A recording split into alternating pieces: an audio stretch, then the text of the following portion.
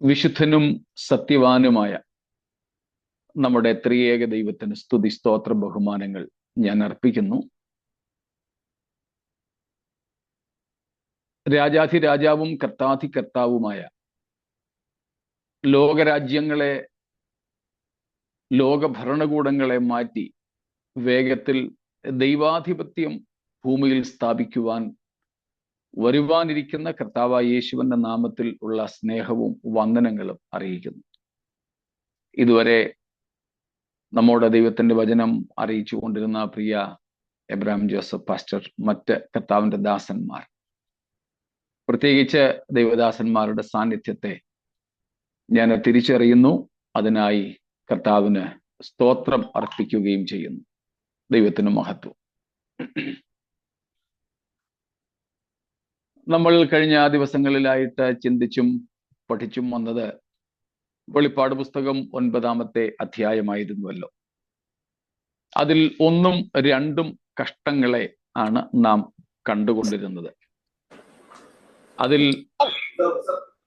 2ാമത്തെ കഷ്ടത്തെക്കുറിച്ചാണ് നാം 9-ാം അധ്യായത്തിന്റെ 13 മുതൽക്കുള്ള വാക്യങ്ങളിൽ ഇന്നലെ വരെ ശ്രദ്ധിച്ചതും പഠിക്കുവാൻ വേണ്ടി നാം ശ്രമിച്ചതും. ഇവയെല്ലാം തന്നെ കർത്താവായ യേശു മേഘത്തിൽ വെളിപ്പെട്ട് ദൈവസഭയെ തൻ്റെ അടുക്കലേക്ക് ചേർത്തതിന് ശേഷം ഭൂമിയിൽ നടക്കുന്ന സംഭവങ്ങളാണ്. ഇതിലെ 2 പ്രധാനപ്പെട്ട കാര്യങ്ങൾ: ഒന്ന്, ദൈവത്തിൻ്റെ കോപം ചൊരിയുകയും; 2, അപ്പോൾ തന്നെ ജനം നശിച്ചു പോകരുത്, മാനസാന്തരപ്പെടണമെന്ന് ദൈവം ആഗ്രഹിക്കുകയും ചെയ്യുന്നതാണ്. ദൈവത്തിൻ്റെ സ്നേഹത്തെയാണ് അതിൽ കൂടെയെല്ലാം നാം കാണുന്നത്. എന്തിനേറെ, ആദാം ഹൗവമാരെ ഏദനിൽ നിന്ന് ഇറക്കി വിട്ട് കളഞ്ഞതിൽ പോലും ദൈവത്തിൻ്റെ സ്നേഹമാണ് നാം കാണുന്നത്. സ്തോത്രം. നമ്മൾ പല പ്രാവശ്യം അത് പറഞ്ഞിട്ടുണ്ട്, ആവർത്തനമാണെന്ന് എനിക്കറിയാം, എങ്കിലും ഞാൻ പറയുകയാണത്. സ്തോത്രം. ദ റിഡംപ്റ്റീവ് നേച്ചർ ഓഫ് ഗാഡ്, ദൈവത്തിൻ്റെ വീണ്ടെടുപ്പിന്റെ പ്രകൃതമാണ്, സ്വഭാവമാണ് നാം ഉൽപ്പത്തി 3-ാം അധ്യായത്തിലും കാണുന്നത്. പാപം ചെയ്തു പോയ മനുഷ്യനോടുള്ള, മാനവരാശിയോടുള്ള ദൈവത്തിൻ്റെ സ്നേഹമാണ് മനുഷ്യനെ മരണത്തിന് അധീനനാക്കി ഏദനിൽ നിന്നും പുറത്തിറക്കി കളയുന്നതിൽ പോലും വെളിപ്പെടുന്നത്. ദൈവം അടിക്കുമ്പോഴും ദൈവത്തിൻ്റെ സ്നേഹം വെളിപ്പെടുന്നു എന്നുള്ളതാണ് സത്യം. ഇവിടെ വെളിപ്പാട് പുസ്തകം 8ഉം 9ഉം അധ്യായങ്ങളിലും നാം കണ്ടുകൊണ്ടിരുന്നത് അത് തന്നെയാണ്. ദൈവം മനുഷ്യനെ ശിക്ഷിക്കുന്നു, ദൈവത്തിൻ്റെ കോപം ജ്വലിക്കുന്നു. പക്ഷേ നാം തിരുവെഴുത്തുകളിൽ വായിക്കുന്നത് പോലെ മനസ്സോടെ അല്ലല്ലോ അവൻ മനുഷ്യപുത്രന്മാരെ ദുഃഖിപ്പിക്കുന്നത്. തീർച്ചയായും ഇവിടെ മനുഷ്യനെ ദൈവം ദുഃഖിപ്പിക്കുകയാണ്, ശിക്ഷിക്കുകയാണ്, ദണ്ഡിപ്പിക്കുകയാണ്. ഇപ്പോഴും നാം കേട്ടുകൊണ്ടിരുന്നത് പോലെ 5 മാസം മരണം തടുത്തു വച്ചിട്ട് മരണകരമായ ദണ്ഡനം ദൈവം വെട്ടുക്കിളികളിലൂടെ നൽകുന്നത് നാം 8-ാം അധ്യായത്തിൽ കണ്ടു. അങ്ങനെ ദൈവം മനുഷ്യനെ ദണ്ഡിപ്പിക്കുമ്പോഴും യിരെമ്യാവ് പറയുന്നു, അവൻ മനസ്സോടെ അല്ല. ശലോമോനും അതിനോട് യോജിക്കുന്നു. മനസ്സോടെ അല്ല ദൈവം മനുഷ്യപുത്രന്മാരെ ദണ്ഡിപ്പിക്കുന്നത്. സ്തോത്രം. ആ ദണ്ഡനത്തിലും ദൈവത്തിന് സ്നേഹമാണുള്ളത്. അവിടെയും ദൈവത്തിൻ്റെ സ്നേഹമാണ് വെളിപ്പെടുന്നത്. നമ്മളൊക്കെ പറയത്തില്ലേ, എൻ്റെ ക്ഷമയുടെ നെല്ലിപ്പലക കണ്ടെന്ന്. ഇതുപോലെ ദൈവത്തിൻ്റെ ക്ഷമയുടെയും സ്നേഹത്തിൻ്റെയും നെല്ലിപ്പലക വരെ എത്തുന്ന ഒരു കാലഘട്ടമാണ് ഈ മഹാപീഡനത്തിന്റെ കാലഘട്ടം. നീതിമാനും പരിശുദ്ധനും സ്നേഹവാനുമായ ദൈവം തീർച്ചയായും മനുഷ്യന്റെ മത്സരബുദ്ധിക്കെതിരെ, മനുഷ്യന്റെ ശാഠ്യത്തിനെതിരെ, അവരുടെ തുടർമാനമായ പാപത്തിനെതിരെ തീർച്ചയായും കോപിക്കുന്നും വേദനിക്കുന്നും ഒക്കെ ഉണ്ടെങ്കിലും അതെല്ലാം സ്നേഹത്തിൽ ചാലിച്ചാണ് ദൈവം ചെയ്യുന്നത്. സ്തോത്രം. നമ്മൾ നേരത്തെ കണ്ട കാര്യമാണ്. ദൈവം സ്നേഹത്തോടെ അടിക്കുന്നുണ്ട്, ന്യായത്തോടെ ശിക്ഷിക്കുന്നുണ്ട്, ക്രോധത്തോടെയും ശിക്ഷിക്കുന്നുണ്ട്. ആ ക്രോധത്തോടെയുള്ള ശിക്ഷയുടെ പരമാവധിയാണ് നാം ന്യായവിധിയിലും തുടർന്നുള്ള ശിക്ഷാവിധിയിലും കാണുന്നത്. അതുവരെ എന്ന് വെച്ചാൽ ഈ മഹാപീഡന കാലത്തു പോലും ദൈവം ഇവരെ ശിക്ഷിക്കുന്നതിൻ്റെ പിൻപിൽ ദൈവത്തിൻ്റെ സ്നേഹമുണ്ടെന്ന് മനസ്സിലാക്കാം. എന്ന് വെച്ചാൽ അവരുടെ പാപങ്ങൾ നിമിത്തം അവരെ ദണ്ഡിപ്പിക്കുമ്പോഴും അവരുടെ മാനസാന്തരം ദൈവം ആഗ്രഹിക്കുന്നു എന്ന് മനസ്സിലാവുന്നുണ്ടെന്ന് കരുതുന്നു. എനിക്ക് മുഖം കാണുവാൻ കഴിയാത്തവരും ഞങ്ങളുടെ കൂടെ ഉണ്ടെന്നാണ് കരുതുന്നത്.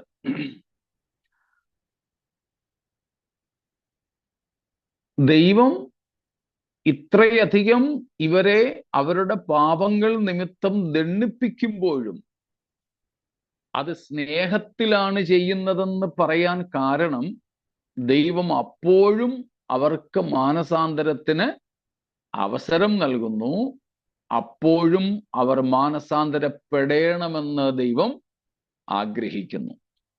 അവർ മാനസാന്തരപ്പെടുന്നില്ല എന്നുള്ളതിലാണ് ദൈവത്തിനേറെ വേദനയും കോപവും ഉളവാകുന്നത് നാം ഇവിടെ കാണുന്നു.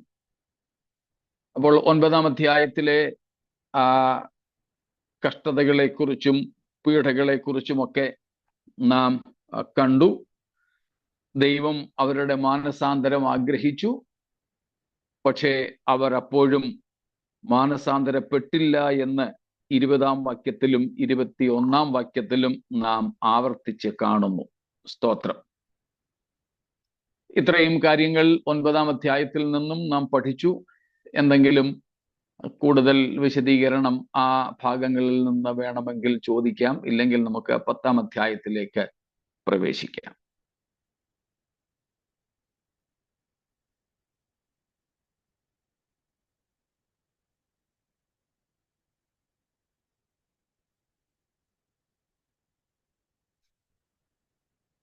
ഒന്നുമില്ല എങ്കിൽ നാം 10-ാം അധ്യായത്തിലേക്ക് പ്രവേശിക്കുന്നു. എല്ലാവരും കൂടെ ഉണ്ടെന്ന് കരുതുകയാണ്. ഓക്കെ. 10-ാമത്തെ അധ്യായം. ഈ 10-ാമത്തെ അധ്യായവും 11-ാം അധ്യായത്തിന്റെ 13 വരെയുള്ള വാക്യങ്ങളും 10-ാം അധ്യായവും മൊത്തം 11-ാം അധ്യായത്തിന്റെ 1 മുതൽ 13 വരെയുള്ള വാക്യങ്ങളും 6-7 കാഹളനാദങ്ങൾക്ക് ഇടയിലുള്ള ഒരു പ്രത്യേക സമയമാണ്. നമ്മൾ 6-ാം അധ്യായത്തിൽ വെച്ച് കണ്ടു 7 മുദ്രകളുള്ള പുസ്തകത്തിന്റെ ആദ്യത്തെ 6 മുദ്രകൾ പൊട്ടിക്കുന്നത്. എന്നാൽ 6-7 മുദ്രകൾക്കിടയിൽ യോഹന്നാൻ 7-ാം അധ്യായത്തിലെ വിഷയങ്ങൾ നമ്മുടെ മുൻപിൽ അവതരിപ്പിച്ചു. ഇതുപോലെ 9-ാം അധ്യായത്തിന്റെ അവസാന ഭാഗത്തോടുകൂടെ 6-ാമത്തെ കാഹളമൂതി. ഇനിയും 7-ാമത്തെ കാഹളം ഊതുവാനുണ്ട്. എന്നാൽ 6-ാമത്തെയും 7-ാമത്തെയും കാഹളനാദങ്ങൾക്ക് ഒരു ഇടവേള എന്നതുപോലെ 6-ാമത്തെയും 7-ാമത്തെയും കാഹള ന്യായവിധിയുടെ ഇടയ്ക്ക് കയറ്റി കുറെ കാര്യങ്ങൾ യോഹന്നാൻ നമ്മോട് പറയുകയാണ്. മറ്റൊരു രീതിയിൽ പറഞ്ഞാൽ 3 കഷ്ടങ്ങൾ ആണ് 8-13 വാക്യാടിസ്ഥാനത്തിൽ വരുവാനുള്ളത്. അതിൽ 9-1 മുതൽ 12 വരെ അല്ലെങ്കിൽ 11 വരെ ഒന്നാമത്തെ കഷ്ടം കഴിയുന്നു. 12-ാം വാക്യത്തിൽ 2-ാം കഷ്ടത്തെക്കുറിച്ചുള്ള സൂചന. 13 മുതൽ 9-ാം അധ്യായത്തിന്റെ 13-ാം വാക്യം മുതൽ 21-ാമത്തെ വാക്യം വരെ 2-ാമത്തെ കഷ്ടവും കഴിയുന്നു. 3-ാമത്തെ കഷ്ടം ആരംഭിക്കുന്നത് 11-ാം അധ്യായത്തിന്റെ 14-ന് ശേഷമാണ്. 11-ന്റെ 14-ാം വാക്യത്തിൽ കാണുന്നു 2-ാമത്തെ കഷ്ടം കഴിഞ്ഞു, 3-ാമത്തെ കഷ്ടം വേഗം വരുന്നു. അപ്പോൾ 2-ാമത്തെ കഷ്ടത്തെക്കുറിച്ചുള്ള വിവരണം തന്നിട്ട് ഈ 6ഉം 7ഉം കാഹളങ്ങൾക്ക് ഇടയിൽ 2ഉം 3ഉം കഷ്ടങ്ങൾക്ക് ഇടയിൽ സംഭവിക്കുന്ന കുറെ കാര്യങ്ങളെക്കുറിച്ച് യോഹന്നാൻ 10-ാം അധ്യായത്തിലും 11-ാം അധ്യായത്തിന്റെ 1 മുതൽ 13 വരെയുള്ള വാക്യങ്ങളിലുമായിട്ട് നമ്മോട് പറയുന്നു. അതിൽ 10-ാമത്തെ അധ്യായത്തിലേക്കാണ് നാം ഇപ്പോൾ പോകുന്നത്. 10-ാം അധ്യായത്തിന്റെ തുടക്കത്തിൽ നാം കാണുന്നത് ബലവാനായ മറ്റൊരു ദൂതൻ സ്വർഗത്തിൽ നിന്ന് ഇറങ്ങുന്നു. അവിടെ നമുക്ക് ഈ ബലവാനായ ദൂതനെ പറ്റി കാണാം. പിന്നെ 7 ഇടിമുഴക്കങ്ങളുടെ നാദം കേൾക്കാം.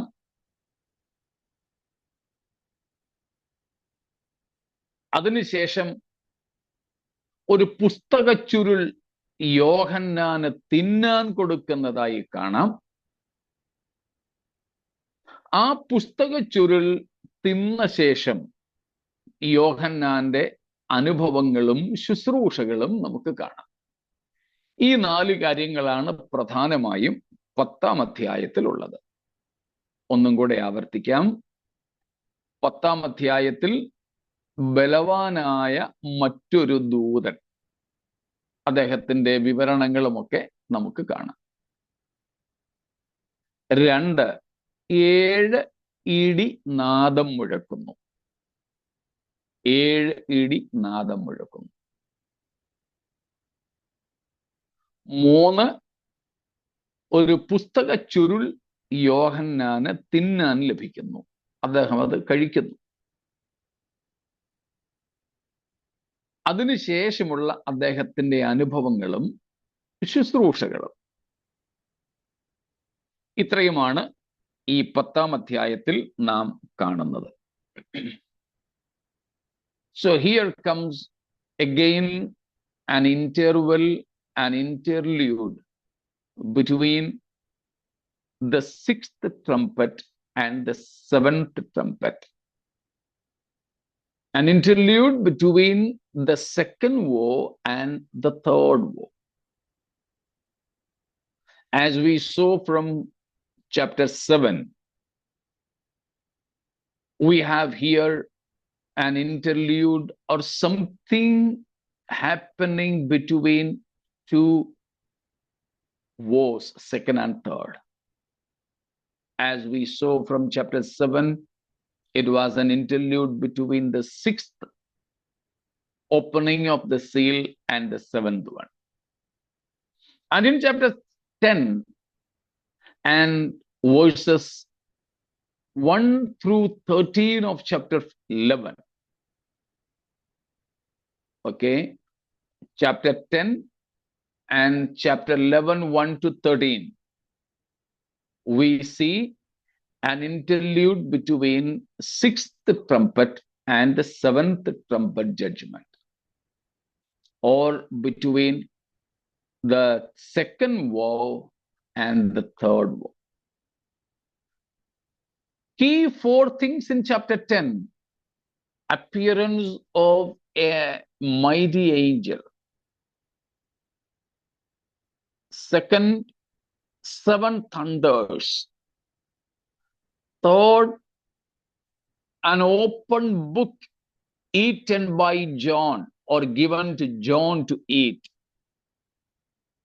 Fourth, consequences after eating that open scroll. അപ്പൊ 4 കാര്യങ്ങളാണ് ഇവിടെ നാം കാണുന്നത്. ഒന്ന്, ബലവാനായ ദൂതൻ. 2, 7 ഇടിനാദം. 3, യോഹന്നാന് തിന്നാൻ ലഭിച്ച തുറന്നിരിക്കുന്ന പുസ്തകം അല്ലെങ്കിൽ ചുരുൾ. 4, തിന്ന ശേഷമുള്ള യോഹന്നാന്റെ അനുഭവങ്ങളും ശുശ്രൂഷകളും. നമുക്ക് ആദ്യ ഭാഗത്തേക്ക് വരാം. 10-ാം അധ്യായം കഴിഞ്ഞിട്ട് 11-ലേക്ക് നമുക്ക് പ്രവേശിക്കാം. 10-ാം അധ്യായത്തിൽ നമുക്ക് അതിൻ്റെ 1 തൊട്ട് 4 വരെയുള്ള വാക്യങ്ങളൊന്ന് വായിക്കാം. Chapter 10 verses 1 through 4. ബലവാനായ മറ്റൊരു ദൂതൻ സ്വർഗത്തിൽ നിന്ന് ഇറങ്ങുന്നത് ഞാൻ കണ്ടു. അവൻ മേഘം ഉടുത്തും തലയിൽ ആകാശവില്ല് ധരിച്ചും മുഖം സൂര്യനെ പോലെയും കാൽ തീത്തൂണ് പോലെയും ഉള്ളവൻ. അവന്റെ കയ്യിൽ തുറന്ന ഒരു ചെറു പുസ്തകം ഉണ്ടായിരുന്നു. അവൻ വലങ്കാൽ സമുദ്രത്തിന്മേലും ഇടംകാൽ ഭൂമിമേലും വെച്ചു. സിംഹം അലർന്നതുപോലെ അത്യുച്ചത്തിൽ ആർത്തു. ആർത്തപ്പോൾ 7 ഇടിയും നാദം മുഴക്കി. 7 ഇടിനാദം മുഴങ്ങിയപ്പോൾ ഞാൻ എഴുതുവാൻ ഭാവിച്ചു. എന്നാൽ 7 ഇടി മുഴക്കുന്നത് എഴുതാതെ മുദ്രയിട്ടേക്കുക എന്ന് സ്വർഗത്തിൽ നിന്ന് ഒരു ശബ്ദം കേട്ടു.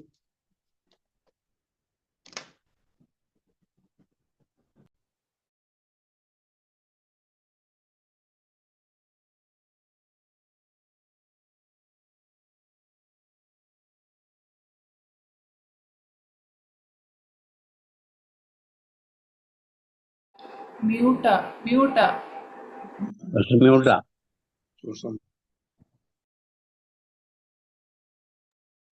സോറി.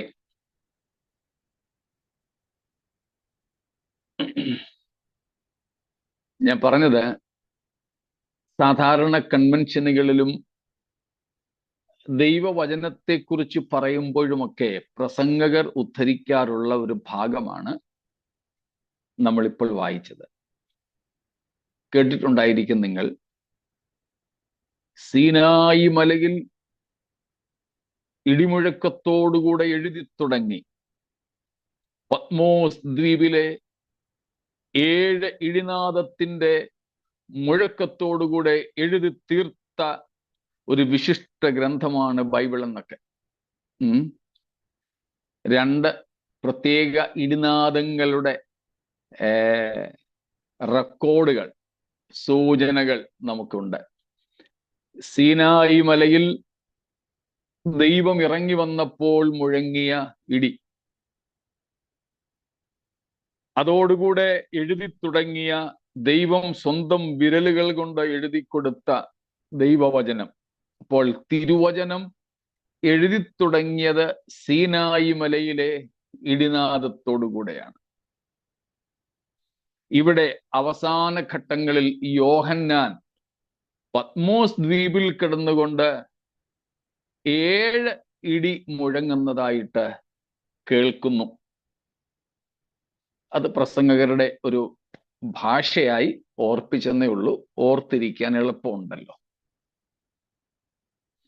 ഇവിടെ നാം അങ്ങനെ കാണുന്നു 7 ഇടികൾ നാദം മുഴക്കിയത്. അതിലേക്ക് വരുന്നതിന് മുമ്പ് ഇവിടുത്തെ ഒരു പ്രധാന വ്യക്തി, ഈ 10-ാം അധ്യായത്തിലെ 2 പ്രധാന കഥാപാത്രങ്ങൾ, അതിൽ പ്രധാനി ഈ ശക്തനായ ദൂതനാണ്.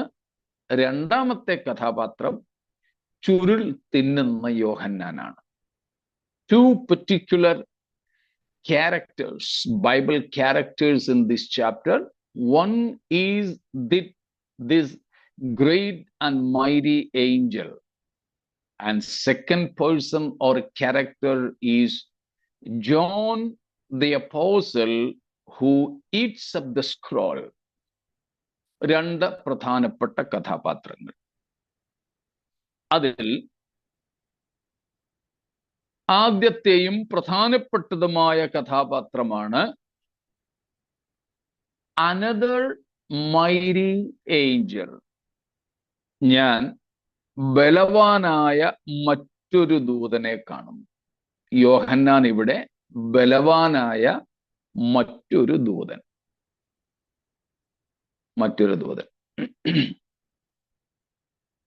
മറ്റൊരു ദൂതൻ എന്ന് നമുക്ക് വെളിപ്പാട് പുസ്തകത്തിൽ ആവർത്തിച്ച് കാണാം.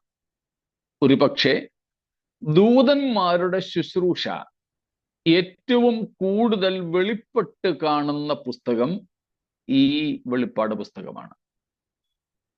ദാനിയേലിന്റെ ജീവിതത്തിലും ദൂതന്മാരുടെ ശുശ്രൂഷകൾ ഉണ്ടായിരുന്നു. പക്ഷേ പ്രധാനമായും ദാനിയേൽ അനുഭവിച്ച ദൂത ശുശ്രൂഷകൾ ഗബ്രിയേലിന്റെയും മീഖായേലിന്റേതുമായിരുന്നു. എന്നാൽ ഈ വെളിപ്പാട് പുസ്തകത്തിൽ നമുക്ക് ഗബ്രിയേൽ, മീഖായേൽ ദൂതന്മാരെ കൂടാതെ പ്രത്യേകിച്ച് ആർക്കേഞ്ചൽ പ്രധാന ദൂതനായ മീഖായേലിനെ കുറിച്ച് പല ആവർത്തി നമുക്ക് വെളിപ്പാട് പുസ്തകത്തിൽ കാണാം. എങ്കിൽ കൂടെ പ്രധാന ദൂതന്മാരായ ഗബ്രിയേലിനെയും മീഖായേലിനെയും കൂടാതെ മറ്റ് ധാരാളം ദൂതന്മാരുടെ ശുശ്രൂഷകൾ ഒറ്റയ്ക്കും കൂട്ടമായും നമുക്കിവിടെ കാണാം. അങ്ങനെയാണ് ഈ 10-ാം അധ്യായത്തിന്റെ ആദ്യ വാക്യത്തിലും ബലവാനായ മറ്റൊരു ദൂതൻ എന്ന് പറഞ്ഞിരിക്കുന്നത്. ഈ ബലവാനായ മറ്റൊരു ദൂതൻ എന്നതിനെ രണ്ട് പ്രധാന രീതികളിലാണ് വേദപഠിതാക്കൾ മനസ്സിലാക്കുന്നത്. അതിലൊന്ന്, ഇത് യേശുക്രിസ്തുവാണ് എന്ന ധാരണയുണ്ട്. രണ്ട്, യേശു അല്ല, മറ്റൊരു ദൂതൻ, മുമ്പേ പറഞ്ഞ കാഹളങ്ങളുള്ള 7 ദൂതന്മാരിൽ നിന്നും വ്യത്യസ്തനായവൻ, ആ 7 പേരിൽ പെടാത്ത ദൂതൻ.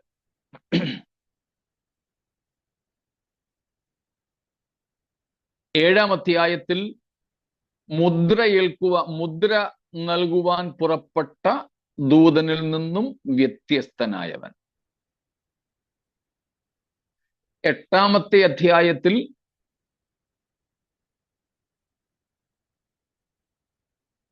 വിശുദ്ധന്മാരുടെ പ്രാർത്ഥന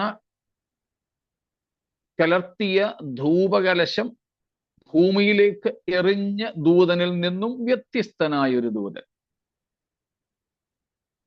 യോഹന്നാന് ഈ വെളിപ്പാടുകൾ പറഞ്ഞു കൊടുത്തുകൊണ്ടിരുന്ന ദൂതനല്ല, മറ്റൊരു ദൂതൻ.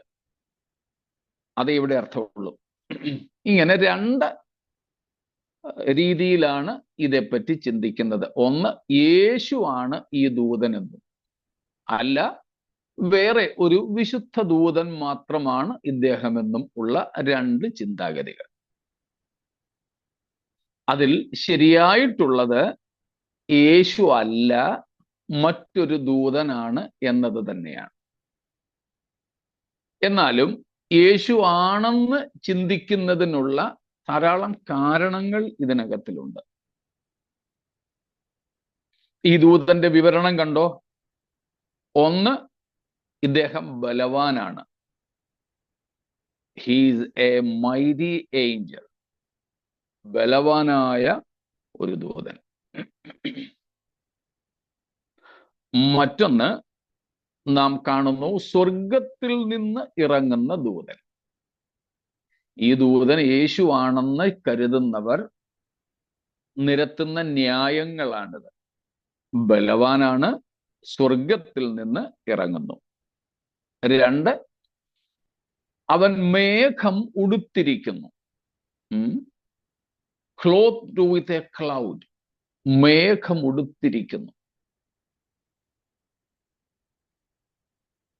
മൂന്ന്, നാം കാണുന്നത് തലയിൽ ഒരു ആകാശവില്ല്, മഴവില്ല്. ആ തലയിൽ ആകാശവില്ല്. മുഖം ഈ ദൂതന്റേത് സൂര്യനെ പോലെ. 6 കാൽ തീത്തൂണ് പോലെ. അവന്റെ കയ്യിൽ ഒരു ചെറു പുസ്തകം, അതും തുറന്ന ഒരു പുസ്തകം. പിന്നെ അവന്റെ വലിപ്പം കണ്ടില്ലേ? വലങ്കാൽ സമുദ്രത്തിന്മേലും ഇടങ്കാൽ ഭൂമിമേലും. അത്രയ്ക്ക് വലിപ്പമുള്ള ഒരു ദൂതൻ. ശബ്ദം കണ്ടോ? സിംഹമലർന്നതുപോലെ. അവൻ ആർത്തപ്പോൾ 7 ഇടി നാദം മുഴക്കി. ഇങ്ങനെയുള്ള വിവരണങ്ങൾ ഈ ദൂതനുള്ളത് കൊണ്ട് ഇതെല്ലാം ദൈവത്തോടും ക്രിസ്തുവിനോടും ഒക്കുന്ന കാര്യങ്ങളായിട്ടാണ് വേദപഠിതാക്കൾ മനസ്സിലാക്കുന്നത്. അതുകൊണ്ടാണ് ഇത് യേശുവാണെന്ന് അവർ ധരിക്കുന്നത്. ഒരുപക്ഷെ ഒറ്റ വായനയിൽ നമുക്കും അങ്ങനെ തോന്നും. കാരണം ബലവാനാണ്, അതിനെപ്പറ്റി വിവരിക്കണ്ടല്ലോ. സ്വർഗത്തിൽ നിന്നിറങ്ങുന്നു. നമ്മുടെ കർത്താവ് സ്വർഗത്തിലാണെന്നും സ്വർഗത്തിൽ നിന്ന് വരുമെന്നും നമ്മൾ വിശ്വസിക്കുന്നു. വേദപുസ്തകം അങ്ങനെ പഠിപ്പിക്കുന്നു. അതിൻ്റെ ഒന്നും വിവരണങ്ങൾ വേണ്ടെന്ന് ഞാൻ കരുതുന്നു. പിന്നെ മേഘം ഉടുത്തിരിക്കുന്നു. മേഘം ഉടുത്ത ഒരു ദൂതൻ. യേശുക്രിസ്തുവിനെ കുറിച്ച് വെളിപ്പാട് പുസ്തകത്തിൽ തന്നെ നാം കാണുന്നത് മേഘാരൂഢനായി വരുന്നു എന്നാണ്. മേഘങ്ങളിൽ യേശു എടുക്കപ്പെട്ടു. അവൻ പോയതുപോലെ വീണ്ടും വരുമെന്നും നാം കാത്തിരിക്കുന്നു. അപ്പോൾ പഴയ നിയമത്തിലേക്ക് പ്രത്യേകിച്ച് നാം പുറപ്പാട് പുസ്തകം 19-ാം അധ്യായത്തിലേക്ക് പോയാൽ നമുക്ക് ദൈവം സീനായി മലയിൽ ഇറങ്ങി വന്നതിനെ കുറിച്ചുള്ള വിവരണമുണ്ട്. പുറപ്പാട് 16:10 19-ാം അധ്യായത്തിലുമുണ്ട്. സ്തോത്രം. ദൈവത്തിന്റെ തേജസ് മേഘത്തിൽ വെളിപ്പെട്ടു. മേഘാവൃതമായ പർവ്വതം. അതേക്കുറിച്ച് എബ്രായ ലേഖനം 12-ാം അധ്യായത്തിലും വിവരിക്കുന്നുണ്ട്. സ്ഥൂലമായതും തീ കത്തുന്നതുമായ ഭൂമിയിലെ സീനായി മലയുടെ അടുക്കലല്ല നാം വന്നിരിക്കുന്നതെന്ന് അപ്പോസ്തലൻ പറഞ്ഞു വിടുന്നു. അപ്പോൾ മേഘം ഉടുത്തതുമായി നമുക്ക് വളരെ അടുത്ത ചിത്രീകരണം ദൈവ സാന്നിധ്യത്തിൽ കാണുന്നുണ്ട്. ഇസ്രായേലിന്റെ 40 വർഷത്തെ യാത്രയിൽ മുഴുവനും അവരോടുകൂടെ മേഘത്തിൽ ദൈവത്തിന്റെ സാന്നിധ്യം ഉണ്ടായിരുന്നു, അല്ലെ ദൈവ സാന്നിധ്യത്തിന്റെ മേഘമുണ്ടായിരുന്നു. സീനായി മലയിൽ ദൈവ സാന്നിധ്യത്തിന്റെ പ്രതീകമായി മേഘം, ഇസ്രായേൽ മക്കളുടെ 40 വർഷത്തെ മരുഭൂയാത്രയിൽ മേഘസ്തംഭമായി ദൈവം അവർക്ക് കൂടെയിരുന്നു. പിന്നീട് സമാഗമന കൂടാരത്തിലും പിൽക്കാലത്ത് ശലോമോന്റെ ദേവാലയത്തിലും ദൈവത്തിന്റെ ഷെക്കേന തേജസ് മേഘം ഇറങ്ങി.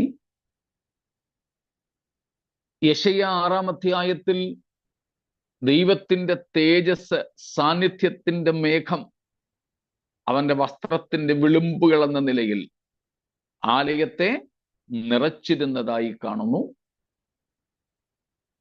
അങ്ങനെ പഴയ നിയമത്തിൽ സങ്കീർത്തന 97:2 ദൈവത്തിന് ചുറ്റും മേഘം ഉള്ളതായിട്ട് പറയുന്നു. ദാനിയേൽ 7-ാം അധ്യായത്തിന്റെ 13-ാം വാക്യത്തിൽ മേഘത്തേരിൽ മനുഷ്യപുത്രൻ വരുന്നത് കാണുന്നു.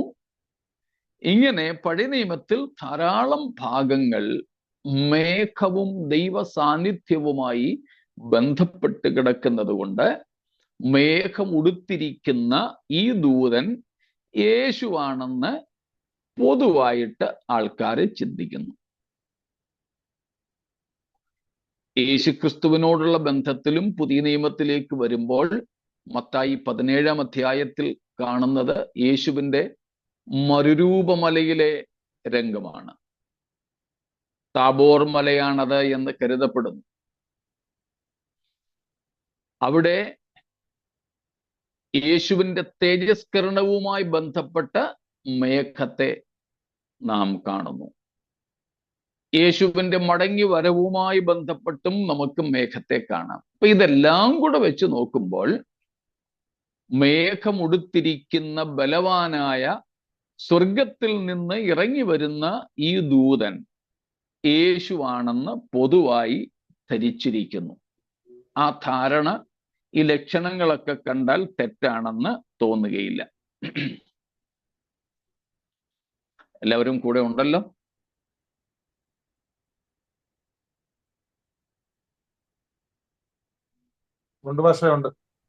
ഉണ്ട്. ഓക്കെ.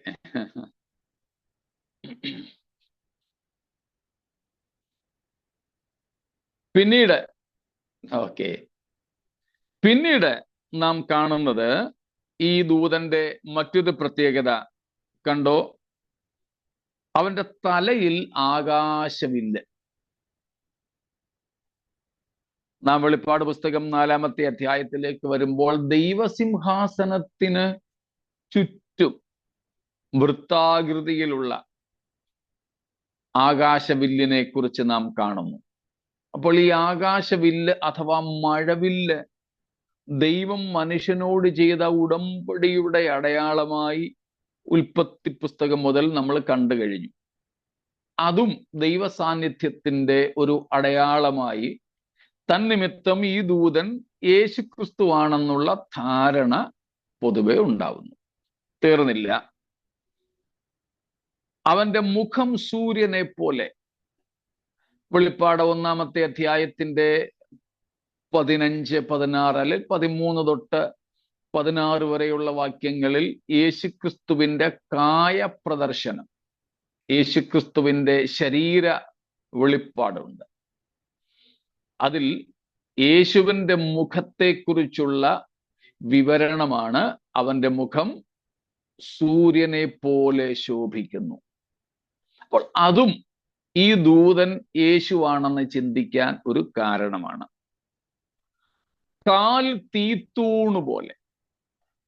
യേശുവിന്റെ കാലിന്റെ വിവരണവും 1-ാം അധ്യായത്തിൽ നമ്മൾ കണ്ടതാണ്. ഉലയിൽ ചുട്ടുപഴുപ്പിച്ച വെള്ളോട്ടിന് സദൃശ്യം. അതും ഈ ദൂതന്റെ കാലും തമ്മിലും ഒത്തിരി സാദൃശ്യമുണ്ട്.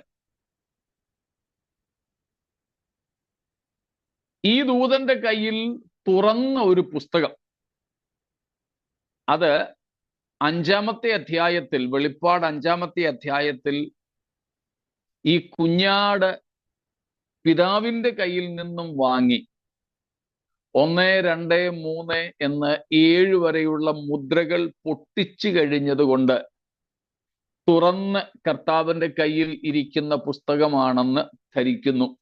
അതുകൊണ്ടും ഈ ദൂതൻ യേശുവാണെന്ന് പലരും ചിന്തിക്കുന്നു. എന്നിട്ട് വലങ്കാൽ സമുദ്രത്തിന്മേലും ഇടങ്കാൽ ഈ ദൂതൻ ഭൂമിമേലും വെച്ച്, അത്ര വലിപ്പമുള്ള ഒരു ദൂതൻ. സ്വർഗം എന്റെ സിംഹാസനവും ഭൂമി എന്റെ പാദപീഠവുമെന്ന് യെശയ്യാവ് 66-ാം അധ്യായത്തിൽ പറഞ്ഞിരിക്കുന്ന ദൈവത്തെ പോലെ ഇവിടെ ഈ ദൂതന്റെ കാൽവയ്പ്പുകളും തോന്നിപ്പോകും. അതും ഈ ദൂതൻ യേശുവാണെന്ന ധാരണയ്ക്ക് കാരണമാണ്. കൂടാതെ സിംഹമലറുന്നതുപോലെ ഇദ്ദേഹം അത്യുച്ചത്തിൽ ആർക്കുന്നു.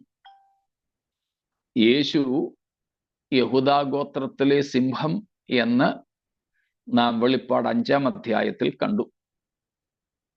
അതും ഈ സിംഹത്തിന്റെ അലർച്ച പോലെയുള്ള ശബ്ദവും ഈ ദൂതൻ യേശുവാണെന്ന് ധരിക്കുവാൻ കാരണമാണ്. അവൻ ആർത്തപ്പോൾ 7 ഇടികൾ നാദം മുഴക്കി. തകർത്ത ഇടിനാദം പോലെയുള്ള ശബ്ദം യേശുക്രിസ്തുവിൻ്റെതാണെന്ന്, ദൈവത്തിൻ്റെതാണെന്ന് സംശയത്തിനിടയില്ലാതെ നമുക്ക് തിരുവെഴുത്തുകളിൽ നിന്ന് മനസ്സിലാക്കാം. ശബ്ദവും യേശുവിൻ്റേതുപോലെ ഇരിക്കുന്നത് കൊണ്ട് ഈ ദൂതൻ യേശു തന്നെയെന്ന് ഈ കാരണങ്ങളാലും പലരും സമർത്ഥിക്കാൻ ശ്രമിക്കുന്നു. അങ്ങനെ മുമ്പോട്ട് വന്നപ്പോൾ ഈ ദൂതൻ ഈ പുസ്തകം യോഹന്നാന് തിന്മാനായിട്ട് കൊടുക്കുന്നു. അത് താഴോട്ടുള്ള വാക്യങ്ങളിലുണ്ട്. അപ്പോൾ യോഹന്നാന് വരും കാലത്തും പ്രവചിക്കുന്നതിന് വേണ്ടിയുള്ള നിയോഗമാണത്. അത് ഈ ദൂതന്റെ കയ്യിൽ നിന്നുമാണ് വാങ്ങി താൻ തിന്നുന്നത് എന്നതുകൊണ്ട് അതും യോഹന്നാന് നൽകുന്നത് ക്രിസ്തുവാണ് എന്ന ഒരു ബലമായ ധാരണ അവിടെയുണ്ട്. ഇത്രയും പറഞ്ഞത് ഒത്തിരി വിശദീകരിക്കാതെ മനസ്സിലാക്കാണുമല്ലോ. ഈ ദൂതന്റെ ശക്തി സ്വർഗത്തിൽ നിന്നിറങ്ങി വരുന്നത്, മേഘമുടുത്തിരിക്കുന്നത്, തലയ്ക്ക് ചുറ്റുമുള്ള ആകാശവില്ല്, മുഖം സൂര്യനെ പോലെയുള്ളത്, കാല് ചുട്ട് പഴുത്തിരിക്കുന്ന തീത്തൂണ് പോലെയുള്ളത്, ശബ്ദം സിംഹത്തിൻ്റെതുപോലെ, ശബ്ദിച്ചപ്പോൾ ഇടിനാദം മുഴക്കിയത്, കയ്യിൽ തുറന്നിരിക്കുന്ന പുസ്തകം, ആ പുസ്തകം യോഹന്നാന് തിന്മാൻ കൊടുത്ത് പ്രവചിക്കുന്നതിനുള്ള നിയോഗം കൊടുക്കുന്നത്. ഇങ്ങനെ കുറഞ്ഞത് 10 കാരണങ്ങളെങ്കിലും നിരത്തിക്കൊണ്ട് പലരും ഈ ദൂതനെ യേശു എന്ന് ധരിക്കുന്നു, പഠിപ്പിക്കുന്നു. ഇത്രയും കണ്ടാൽ നമുക്കും തോന്നും ഇത് യേശു ആണെന്ന്, അല്ലേ? അല്ലെ? കൂടെ നിങ്ങൾ ഉണ്ടല്ലോ. എന്നാരുടെ ശബ്ദമൊന്നും കേൾക്കാത്തത് കൊണ്ട് ഇടയ്ക്കിടയ്ക്ക് ഞാൻ ചോദിക്കുന്നു. യേശു ആണെന്ന് തോന്നുന്നു. ആ തോന്നലിന് ഒത്തിരി തെളിവുകൾ നമുക്ക് ഈ കാര്യങ്ങൾക്കെല്ലാം ഉണ്ട്. എന്നാൽ നമുക്ക് മനസ്സിലാക്കാൻ പറ്റും, സ്തോത്രം, ഇത് യേശു അല്ല. ഇത് യേശുവല്ല. യേശുവാണെന്ന് ധരിക്കാൻ ഒത്തിരി കാരണങ്ങൾ ഇവിടെയുണ്ട്. സ്തോത്രം. എന്നാൽ ഇത് യേശു അല്ല എന്ന് നമുക്ക് മനസ്സിലാക്കാം. അതിനുള്ള പ്രധാനപ്പെട്ട കാരണം ഈ വെളിപ്പാട് പുസ്തകത്തിലെ വെളിപ്പാടുകളെ കാണിച്ചു കൊടുക്കുന്ന പ്രധാന നായകനാണ് യേശു. ഒരു സിനിമയുടെയോ ഒരു നാടകത്തിൻ്റെയോ ഒക്കെ ചിത്രീകരണം പോലെ പറഞ്ഞാൽ ക്രിസ്തു ഇവിടുത്തെ പ്രധാന ഡയറക്ടറെന്നോ ഓണറെന്നോ സംവിധായകനെന്നോ ഒക്കെ വിളിക്കാം. ഇതിൽ അഭിനയിക്കുന്നയാളല്ല, അല്ലെങ്കിൽ ഇതിലെ ഒരു കഥാപാത്രമല്ല യേശു, ഇതിലെ നായകനാണ് യേശു. കൂടാതെ ഈ പുസ്തകത്തിൽ, വെളിപ്പാട് പുസ്തകത്തിൽ ഒരിടത്തും യേശുവിനെ ദൂതൻ എന്ന് വിളിച്ച് കാണുന്നില്ല.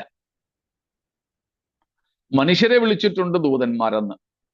സഭയിലെ, അല്ലെങ്കിൽ എഫെസോസ് സഭയിലെ ദൂതൻ, 7 സഭകളുടെ ശുശ്രൂഷകന്മാരായ മനുഷ്യരെ ദൂതന്മാരെന്ന് വിളിച്ചിട്ടുണ്ട്. യോഹന്നാന് ഈ ദർശനം, ഈ വെളിപ്പാട് കാണിച്ചു കൊടുത്തുകൊണ്ടിരുന്ന ആളിനെയും ദൂതൻ എന്ന് വിളിച്ചിട്ടുണ്ട്.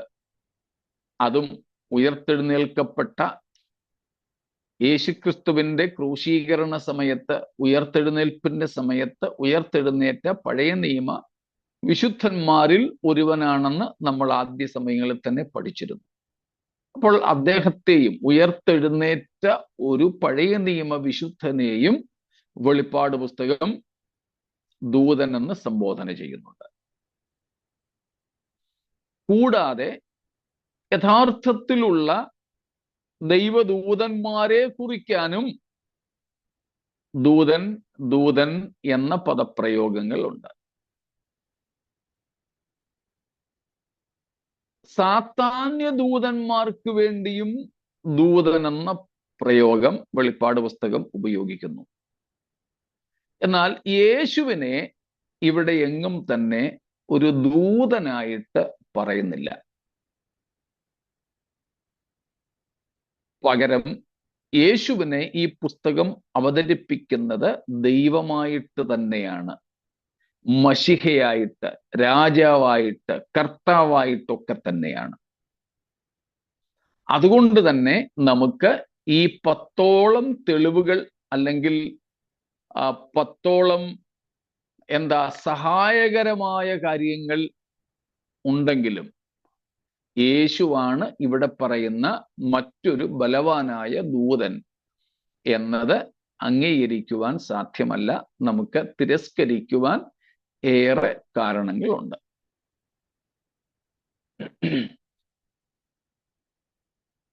ഇത്രയും വ്യക്തമാണോ?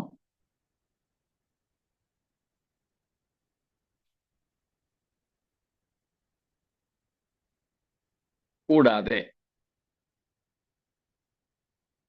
സ്തോത്രം, നാം ഇവിടെ ഈ ദൂതനെ പറ്റി മനസ്സിലാക്കുമ്പോൾ ഞാൻ ആദ്യം പറഞ്ഞതുപോലെ ഇതുവരെ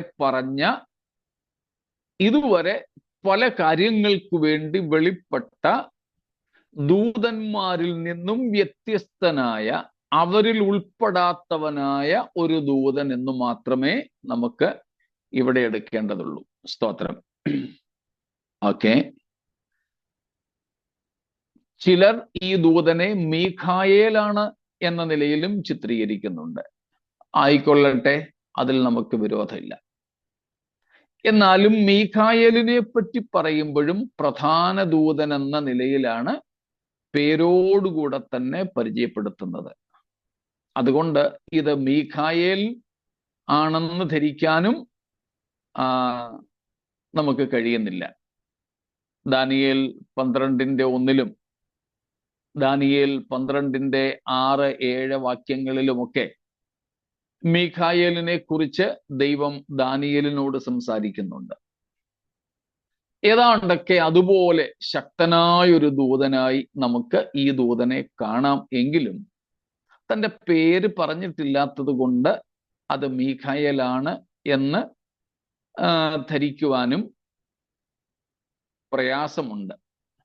കാരണം വെളിപ്പാട് പുസ്തകം 12-ാം അധ്യായം ഉൾപ്പെടെ നമുക്ക് മീഖായേലിനെ പേരുകൊണ്ടും പ്രധാന ദൂതൻ എന്ന പ്രയോഗം കൊണ്ടും എടുത്തു പറഞ്ഞിരിക്കുന്നത് കാണാം. മനസ്സിലായോ? മീഖായേലിനെ കുറിച്ച് യൂദായുടെ ലേഖനത്തിലും വെളിപ്പാട് പുസ്തകത്തിലും ദാനിയേൽ പ്രവചനത്തിലും ഈ 2 പേരുകൾ എടുത്തു പറയുന്നുണ്ട്, പ്രധാന ദൂതനെന്നും മീഖായേലെന്നും. അങ്ങനെ മീഖായേലിനെ പേരോടുകൂടെ തന്നെ പരിചയപ്പെടുത്തുമ്പോൾ അങ്ങനെ ഈ ഭാഗത്ത് ചെയ്യുന്നില്ല എന്നതുകൊണ്ട് ഇത് മീഖായേൽ ആയിരിക്കാൻ ഇടയില്ല എന്നാണ് എൻ്റെ വ്യക്തിപരമായ ചിന്ത. നിങ്ങൾക്ക് ഇഷ്ടം പോലെ സ്വീകരിക്കാം. ഇന്നലെയും ഒക്കെ നമ്മൾ പറഞ്ഞതുപോലെ ഇതൊന്നും നമ്മുടെ രക്ഷയെ ബാധിക്കുന്ന കാര്യങ്ങളല്ല. അതുകൊണ്ട് ഇന്നയാളാണെന്ന് സമർത്ഥിച്ചിട്ടും ഇന്നയാളല്ലെന്ന് പറഞ്ഞിട്ടുമൊന്നും വലിയ കാര്യം, നേട്ടമൊന്നുമില്ല. പിന്നെ ഒരു പഠനത്തിന്റെ ഭാഗമായി ഈ കാര്യങ്ങൾ വിവരിക്കുന്നു എന്ന് മാത്രമേ ഉള്ളൂ. സ്തോത്രം. ഓക്കെ,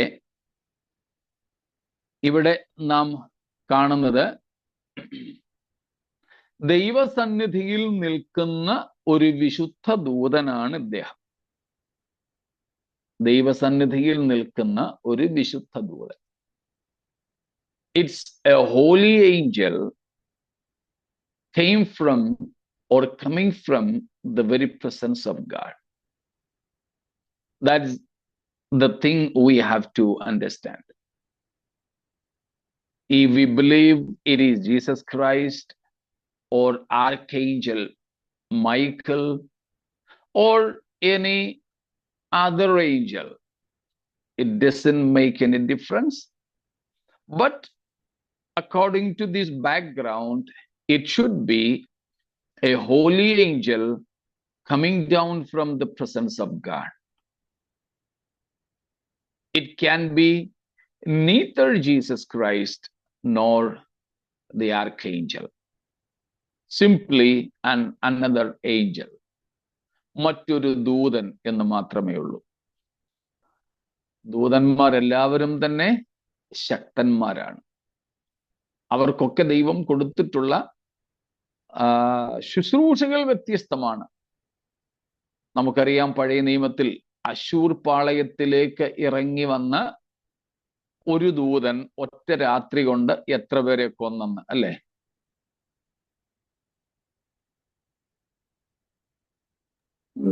ഓർമ്മയുണ്ടായിരിക്കും. 1,85,000 പേര്. അതെ, 1,85,000 പേരെ ഒറ്റ രാത്രി കൊണ്ട് ഒറ്റ ദൂതൻ കൊന്നു. ആ ദൂതന്റെയൊക്കെ വലിപ്പവും ശക്തിയും ഒന്ന് ചിന്തിച്ചു നോക്കിക്കേ. നമ്മൾ ഭയങ്കര പരിശുദ്ധാത്മശക്തിയുടെ വ്യാപാരമാണെന്നും അസാധാരണമായ ശക്തിയും സാന്നിധ്യവും വ്യാപരിക്കുന്നെന്നുമൊക്കെ പറഞ്ഞ് കേൾവിക്കാരെ മുഴുവനും മുൾമുനയിൽ നിർത്തുന്ന, അന്തരീക്ഷത്തിൽ ഇങ്ങനെ ആറാടുമാറാക്കുന്ന പ്രസംഗകരെ നിങ്ങൾ കണ്ടിട്ടുണ്ടോ?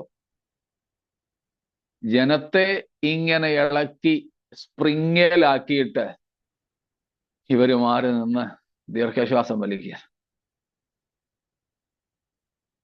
ജനം ഇങ്ങനെ ദൈവത്തെ സ്തുതിച്ച് മഹത്വപ്പെടുത്തിക്കൊണ്ടിരിക്കുമ്പോൾ ആ സമയമാണ് ഇവര് വിയർപ്പ് തുടയ്ക്കാൻ ഉപയോഗിക്കുന്നത്, വെള്ളം കുടിച്ച് കിതപ്പ് മാറ്റുന്നത്. നമ്മളെ ഭയങ്കര ശക്തന്മാരാ, അസാധാരണമായ ശക്തി അനുഭവിക്കുന്നെന്നൊക്കെ പറയുന്നവരാ. പക്ഷേ ശ്വാസം വിടാൻ വയ്യ, കിതയ്ക്കുക. നമ്മുടെയൊക്കെ കഥ ഇത്രേ ഉള്ളൂ. വളരെ ശക്തന്മാരായ ബോഡി ബിൽഡേഴ്സും ഗുസ്തിക്കാരും ഒക്കെ പോലും ഗോതയിൽ അല്ലെങ്കിൽ വ്യായാമത്തിനൊക്കെ പോയാൽ, ജിമ്മിലൊക്കെ പോയാൽ കുറച്ച് കാര്യങ്ങൾ കഴിഞ്ഞിട്ട് ക്ഷീണിച്ച് ഇങ്ങനെ ഇരിക്കുന്നത് കാണാം. എനർജി ഡ്രിങ്ക്സ് ഒക്കെ കുടിച്ചുകൊണ്ടിരിക്കുന്നത് കാണാം. കാലറി നോക്കി ഭക്ഷണം കഴിക്കുന്നത് നമുക്ക് കാണാം. ക്ഷീണിതരാ എത്ര ശക്തന്മാരും. എന്നാൽ അങ്ങനെയുള്ളപ്പോഴാണ് ഈ ഒറ്റ ദൂതൻ ഒരു രാത്രി കൊണ്ട് ഇത്രയേറെ പേരെ നിഗ്രഹിച്ചത്.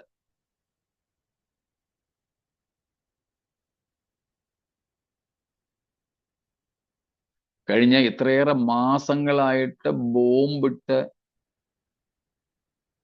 ഡ്രോൺ ഉപയോഗിച്ച് യുദ്ധം ചെയ്തിട്ട് കൂടെ ഇസ്രായേൽ പലസ്തീൻ യുദ്ധത്തിലോ റഷ്യ ഉക്രൈൻ യുദ്ധത്തിലോ ഒക്കെ പോലും ഇത്ര പേര് മരിച്ചിട്ടില്ല. അപ്പോഴാണ് ഒറ്റ രാത്രി കൊണ്ട് പറഞ്ഞു വന്നത് ആ ദൂതന്റെ ശക്തിയെക്കുറിച്ച് പറയാനാണ്. അപ്പോൾ അങ്ങനെ ശക്തന്മാരും അതിശക്തന്മാരുമായ ദൂതന്മാർ ദൈവത്തിനുണ്ട്. മീഖായേൽ മാത്രമല്ല അങ്ങനെയുള്ളത്. അതുകൊണ്ട് ഇവിടെ വേറെ ഒരു ദൂതൻ എന്ന് മാത്രം നമ്മൾ മനസ്സിലാക്കിയാൽ മതി. Another angel, different from those engaged in other missions and ministries so far. ഇതുവരെ പറയപ്പെട്ട ദൂതന്മാരിൽ നിന്നും വ്യത്യസ്തനായ ഒരു ദൂതൻ എന്ന് മാത്രം നമുക്ക് ഇദ്ദേഹത്തെ മനസ്സിലാക്കിയാൽ മതി. അപ്പോൾ ദൂതനെ കുറിച്ചുള്ള ഒരു വിവരണം നമുക്ക് കിട്ടിക്കാണുമല്ലോ. ഇത്രയും കാര്യങ്ങളിൽ എന്തെങ്കിലും വിശദീകരണം വേണോ? ഇല്ലെങ്കിൽ ദൂതനെ കുറിച്ചുള്ള വിവരണം നമ്മൾ ഇവിടെ വിടുകയാണ്.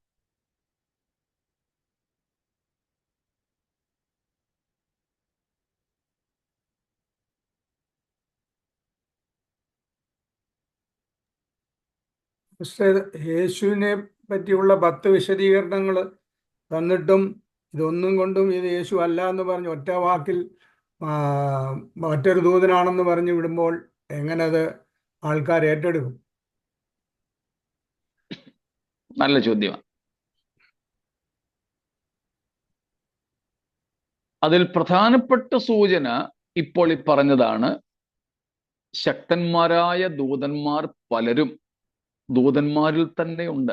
ഈ വെളിപ്പാട് പുസ്തകത്തിന്റെ അവതരണ ശൈലി, അതിൽ യേശുവിനെ എങ്ങും തന്നെ ദൂതൻ എന്ന് പറഞ്ഞിട്ടില്ല.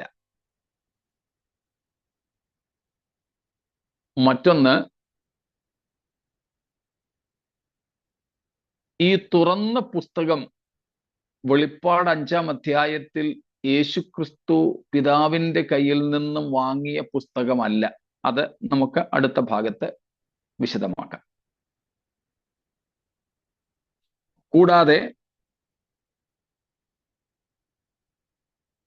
യേശുക്രിസ്തു വെളിപ്പാട് പുസ്തകത്തിൽ അധികാരത്തോടെ ന്യായാധിപനായി രാജത്വം നടത്തുന്ന ദൈവമായിട്ടാണ് വെളിപ്പെടുന്നത്,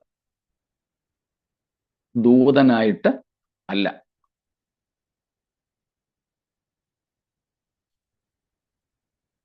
സ്വർഗത്തിൽ നിന്നിറങ്ങി വന്നു എന്നതുകൊണ്ട് യേശു ആകണമെന്നില്ല. ബലവാനാണെന്ന് പറഞ്ഞതുകൊണ്ടും യേശു മാത്രമല്ല ബലവാൻ. യേശു ക്രിസ്തു സർവശക്തനെന്ന് പറഞ്ഞിരുന്നെങ്കിൽ അതിനെ സംശയം കൂടാതെ നമുക്ക് അംഗീകരിക്കാമായിരുന്നു. ഇവിടെ നാം കണ്ട മേഘം ഉടുത്തിരിക്കുന്നു എന്ന് പറയുന്നത് കൊണ്ട് ദൂതന്മാരെല്ലാവരും തന്നെ മേഘങ്ങളിൽ യാത്ര ചെയ്യുന്നവരും മറ്റുമാണ്. അതുകൊണ്ട് അതും യേശുവിന് മാത്രം അല്ലെ ദൈവത്തിന് മാത്രമായി പറഞ്ഞിരിക്കുന്ന ഒന്നല്ല. അങ്ങനെ ഈ വിവരണങ്ങൾ ഒക്കെ ഉണ്ടെങ്കിലും ഇത് ഒന്നും തന്നെ യേശു മാത്രമാണ്, യേശു തന്നെയാണെന്ന് സ്ഥാപിക്കുവാൻ കഴിയുന്നതല്ല. കൂടാതെ ഈ പറഞ്ഞതുപോലെ യേശുവിനെ ദൂതനെന്ന് വെളിപ്പാട് പുസ്തകം പറയുന്നില്ല. മനുഷ്യരുൾപ്പെടെ, വീണുപോയ ദൂതന്മാരുൾപ്പെടെ ദൈവത്തിന്റെ വിശുദ്ധ ദൂതന്മാരെയാണ് ദൂതൻ എന്നതുകൊണ്ട് വെളിപ്പാട് പുസ്തകം അർത്ഥമാക്കുന്നത്. അപ്പോൾ വെളിപ്പാട് പുസ്തകത്തിന്റെ പൊതുവായ അവതരണ ശൈലി തന്നെ ഇത് യേശു അല്ല എന്ന് നമുക്ക് അംഗീകരിപ്പാൻ കഴിയുന്നതാണ്. പിന്നെ അനദർ ഏഞ്ചൽ, മറ്റൊരു ദൂതൻ. മറ്റൊരു ദൂതൻ എന്ന് പറയുമ്പോൾ അത് ആരിൽ നിന്ന് ഇദ്ദേഹത്തെ വ്യത്യസ്തനാക്കുന്നു? മുൻ പറഞ്ഞ ദൂതന്മാരിൽ നിന്ന്. അപ്പോൾ ആ ദൂതന്മാരുടെ, ഇതുവരെ വെളിപ്പെട്ട ദൂതന്മാരുടെ അതേ പദവിയിലുള്ള ആളാണ് ഇതെന്ന് മറ്റൊരു ദൂതൻ എന്ന പ്രയോഗം തന്നെ നമ്മെ മനസ്സിലാക്കി തരുന്നതാണ്. When it says another angel, that means of the same category. Another angel of the same category of those angels revealed in this book so far. ആ ഒരൊറ്റ പ്രയോഗം മതി ഇത് യേശു അല്ല എന്ന് മനസ്സിലാക്കാൻ. മറ്റൊരു ദൂതൻ.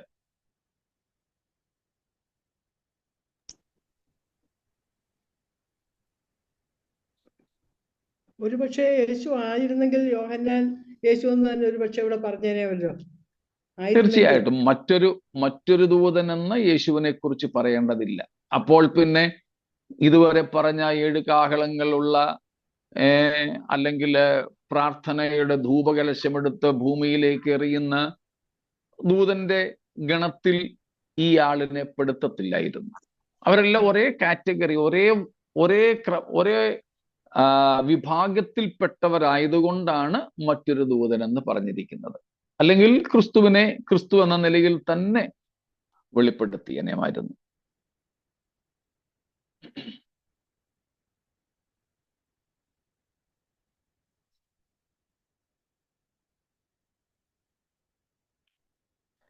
സ്തോത്രം. എങ്കിൽ നമുക്ക് ഇന്നത്തെ നമ്മുടെ പഠനം ഇവിടെ നിർത്താം. 6-ാമത്തെയും 7-ാമത്തെയും കാഹളനാദ ന്യായവിധികൾക്കിടയിൽ യോഹന്നാൻ നമ്മോട് വിവരിക്കുന്ന ചില വിവരണങ്ങളാണ്. അതിൽ ദൂതനെ പറ്റിയുള്ള വിവരണം മാത്രമാണ് നമുക്കിവിടെ ഇന്ന് പഠിക്കാൻ കഴിഞ്ഞത്. കർത്താവിന്റെ വരവ് താമസിച്ചാൽ ബാക്കി ഭാഗം നമുക്ക് നാളെ രാവിലെ ചിന്തിക്കാം. നമ്മുടെ കർത്താവ് ദൂതന്മാരെക്കാൾ ശ്രേഷ്ഠനാണെന്ന് എബ്രായ ലേഖനത്തിൽ പറയുന്നു. ദൂതന്മാർ ഇത്രയും ശക്തരാണെങ്കിൽ നമ്മുടെ ദൈവം സർവശക്തനാണ്. സ്തോത്രം. ദൂതന്മാരുടെ രൂപഭാവങ്ങൾ ഇത്രയും അതിശയിപ്പിക്കുന്നതാണെങ്കിൽ നമ്മുടെ കർത്താവിൻ്റെത് എത്രയധികം. സ്തോത്രം. ഒരിക്കൽ അവൻ നമ്മുടെ പാപങ്ങൾ നിമിത്തം തകർക്കപ്പെട്ടെങ്കിലും, ശിക്ഷിക്കപ്പെട്ടെങ്കിലും, വിരൂപനാക്കപ്പെട്ടെങ്കിലും, സ്തോത്രം, ഇപ്പോൾ നമ്മുടെ കർത്താവിനെ തേജസ്സും മഹിമയും അണിഞ്ഞവനായി നാം കാണുന്നു. അവൻ തൻ്റെ തേജസ്സോടെ അഗ്നിജ്വാലയിൽ പ്രത്യക്ഷനാകുവാനിരിക്കുകയാണ്. അന്ന് സുവിശേഷം അനുസരിക്കാത്തവർ കർത്താവിന്റെ സന്നിധാനവും അവന്റെ വല്ലഭത്വത്തോടുകൂടിയ മഹത്വവും വിട്ടകന്ന് നിത്യ നാശം എന്ന ശിക്ഷാവിധി അനുഭവിക്കും. എന്നാൽ നമ്മൾ പാട്ടുപാടാറുള്ളത് പോലെ തൻ തിരുനാമത്തിനായി മണ്ണിൽ നിന്ദകൾ സഹിച്ചവരെ തിരുസന്നിധവും ചേർത്തു തൻ കൈകളാൽ അവരുടെ കണ്ണുനീർ തുടച്ചിടുവാൻ നമ്മുടെ കർത്താവ് വരും. 2 തെസലോനിക്കർ 1-ാം അധ്യായത്തിന്റെ ആദ്യവാക്യങ്ങൾ പറയുകയാണത്. അതാണ് പാട്ടുകാരൻ പാടിയത്. സ്തോത്രം. കർത്താവിന്റെ നാമത്തിനു വേണ്ടി ഇന്ന് നാം കഷ്ടങ്ങൾ സഹിച്ചാൽ, നഷ്ടങ്ങൾ സഹിച്ചാൽ, ചിലവിട്ടാൽ, ചിലവായി പോയാൽ, ഒരു ദിവസം വരുന്നു നമ്മുടെ കർത്താവ് വന്ന് നമ്മെ തൻ്റെ അടുക്കൽ ചേർത്ത് നിർത്തും. സ്വന്തം കൈകൊണ്ട് നമ്മുടെ കണ്ണുനീരൊക്കെ തുടച്ചു കളയും. നമ്മെ കർത്താവിനോട് കൂടെ നിത്യാനന്ദത്തിലേക്ക് ചേർത്തുകൊള്ളും. സ്തോത്രം. നാം നിത്യയുഗങ്ങൾ കർത്താവിനോട് കൂടെ ആനന്ദത്തോടെ വാഴും. ആ പ്രത്യാശയോടെ ഭൂമിയിലെ കഷ്ടതകളെ മറക്കാം, കർത്താവിനായി കഷ്ടം സഹിക്കാം, നഷ്ടങ്ങളേൽക്കാം, ചിലവിടാം, ചിലവായി പോകാം, വിശുദ്ധ ജീവിതം നയിക്കാം. നമ്മുടെ കർത്താവ് വരുന്നു. നമുക്ക് നമ്മുടെ കർത്താവിന്റെ വരവിനായിട്ട് ഒരുങ്ങാം, നമ്മെ സമർപ്പിക്കാം, നമുക്ക് പ്രാർത്ഥിക്കാം.